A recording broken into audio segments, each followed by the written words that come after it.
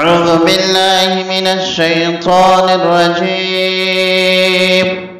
بسم الله الرحمن الرحيم.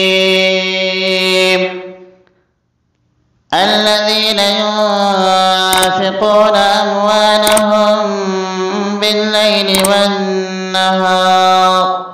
بالليل والنهار سرا وعلانية فلهم أجرهم عند ربهم ولا خوف عليهم ولا هم يحزنون. الذين يأكلون الربا لا يقومون إلا كما يقوم الذي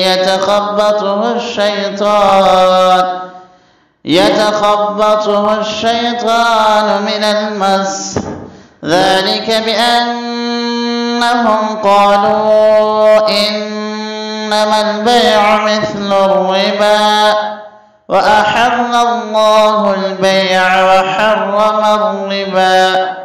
فمن جاءه موعظة من ربه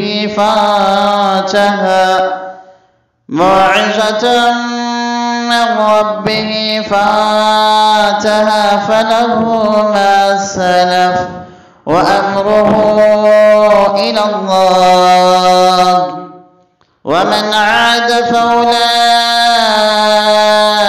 أصحاب النار هم فيها خالدون. يمحق الله الربا ويربي الصدقات والله لا يحب كل كفار أثيم. إن الذين آمنوا وعملوا الصالحات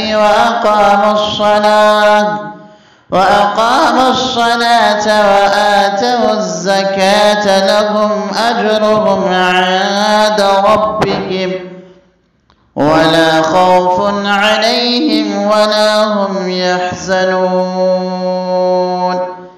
يا أيها الذين آمنوا اتقوا الله وذروا ما بقي من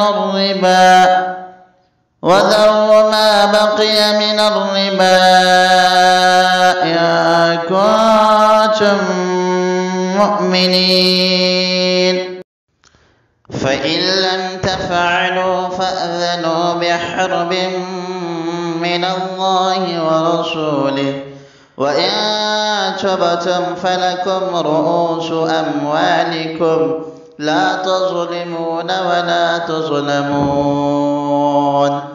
وإن كان ذو عسرة فنظرة إلى ميسرة وأن تصدقوا خير لكم إن كنتم تعلمون. واتقوا يوما ترجعون فيه إلى الله ثم توفى كل نفس ما كسبت وهم لا يظلمون. صدق الله العظيم.